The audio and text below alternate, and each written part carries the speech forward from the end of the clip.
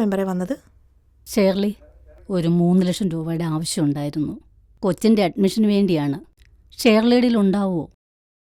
10-ാം തീയതി തിരിച്ചു തരാം.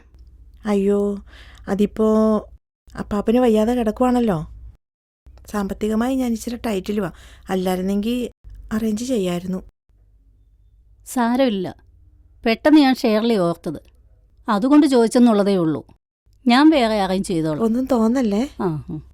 എന്നാ ശരി.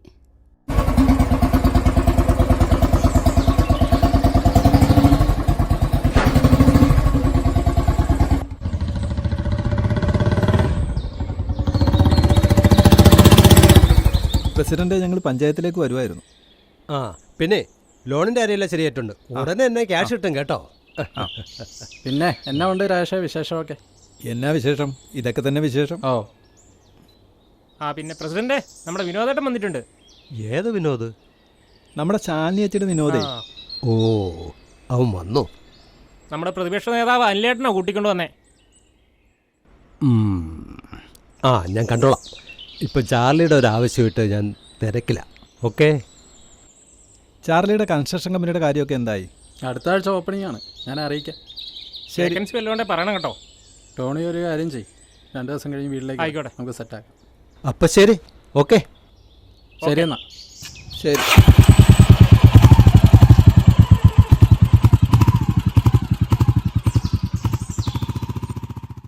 ആ, ഹലോ. പ്രസിഡന്റേ, പറഞ്ഞോ. അത്യാവശ്യമായി ഒരു 3 ലക്ഷം മറിക്കാനുണ്ടാവുമോ?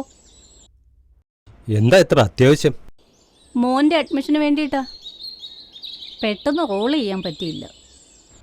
അയ്യോ, പെട്ടെന്ന് ബാങ്കിൽ നിന്ന് വിഡ്രോ ചെയ്താൽ പണിയാവും. ഭാര്യമായിട്ടുള്ള ജോയിൻ്റ് അക്കൗണ്ടാണേ, അവളറിഞ്ഞ പ്രശ്നമാവും. വേറെ ഒരു രക്ഷയില്ലേ? എങ്ങനെയെങ്കിലും ഒന്ന് നോക്ക്. മെമ്പർ പറഞ്ഞാൽ പിന്നെ രക്ഷയുണ്ടാക്കാതിരിക്കാൻ പറ്റില്ലല്ലോ. ആ, വഴിയുണ്ടാക്കാം. സമാധാനമായില്ലേ? ഓക്കെ.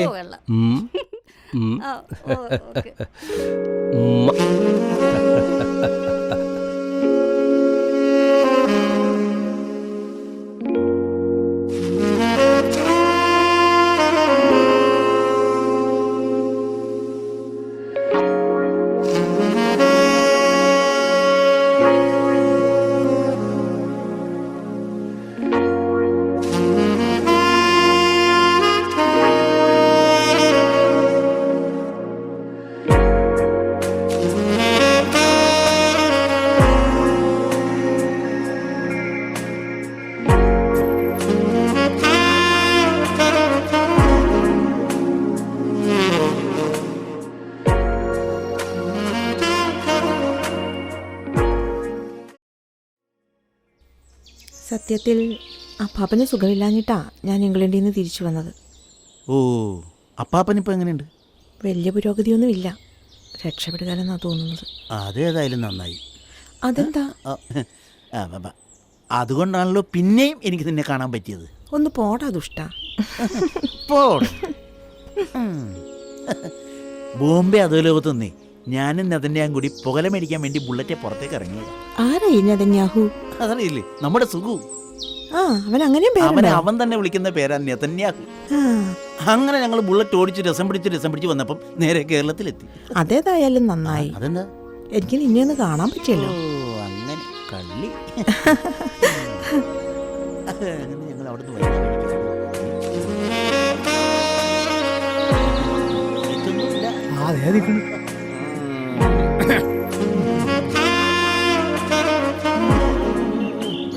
ക്യാമറയൊക്കെ ഉണ്ട് കേട്ടാ. അതിന് ഞങ്ങളൊന്നും കാണിച്ചില്ലല്ലോ. നിങ്ങളൊന്നും കാണിക്കണ്ട, കാണണ്ടവര് കണ്ടോ. വൈറലാകുമോടെ? വൈറലായാലും കുഴപ്പമില്ല, വൈറലാകായിരുന്നാ മതി. ആ രതിയും സുജിയൊക്കെ നമ്മുടെ പഴയ മുക്കൊണ്ടല്ലേ ആ മാല, അതിന്റെ പുറകെ ഇറങ്ങി തിരിച്ചിരിക്കേ. അതിന്റെ പ്രശ്നം ഇതുവരെ തീർന്നില്ലേ? എവിടെ തീരാനാണ്? നമ്മുടെ പ്രതിപക്ഷ നേതാവില്ലേ, പുള്ളിയൊക്കെ ഇതിനകത്ത് ഇടപെട്ടിട്ടുണ്ടെന്ന് അറിഞ്ഞത്. ഇയാൾക്കൊന്നും വേറെ പണിയില്ലേ ഈ പ്രതിപക്ഷ നേതാവിനൊന്നും? ഇത് വലിയ പ്രശ്നമാകുന്നു തോന്നണം കേട്ടോ. എടാ, അതെങ്ങനെയെങ്കിലും ഒന്ന് എടുത്താ പോരെ? എങ്ങനെ എടുക്കാൻ പറ്റും? 10 പവനല്ലേ. എന്ത് ബുക്ക് വേണ്ടേ? തന്നെയല്ല, ലക്ഷങ്ങൾ വേണ്ടി വരും. ലക്ഷങ്ങൾ എത്ര വേണേലും ഞാൻ തരാം. അതെടുത്ത് എവിടെയെങ്കിലും കൊണ്ട് കളാ. അതിൻ്റെ ഒന്നും ആവശ്യമില്ല. ഇനി അഥവാ എന്തെങ്കിലും പ്രശ്നം ഉണ്ടായിക്കഴിഞ്ഞാൽ ഞങ്ങൾ രണ്ടും കൂടി ബോംബെക്ക് മുങ്ങിയാ പോരെ. അത്രേ ഉള്ളു കാര്യം. ഞാനും വരും. നീ എന്തിനാ വന്നേ?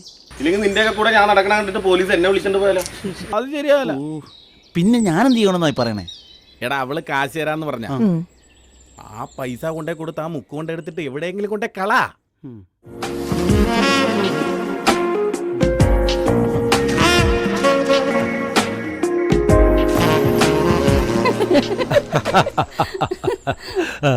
നാട്ടുകാരെന്ത് വേണേലും പറഞ്ഞോട്ട് നമുക്കിപ്പോ അവിടെ വായന്ന് മൂടി കെട്ടാൻ പറ്റില്ല. ആ അത്രേ ഉള്ളൂ.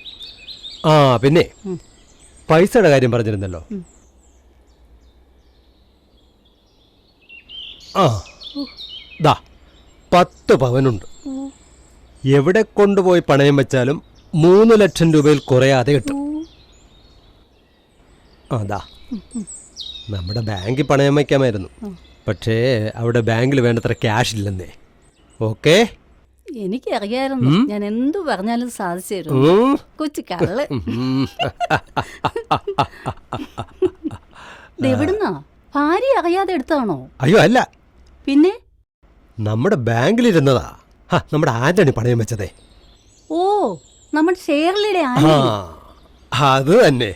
ഓ, ആ പിന്നെ ഏതെങ്കിലും ബാങ്കിൽ പണയം വെച്ച് ക്യാഷ് മേടിച്ചോ, സമയം കളയണ്ട.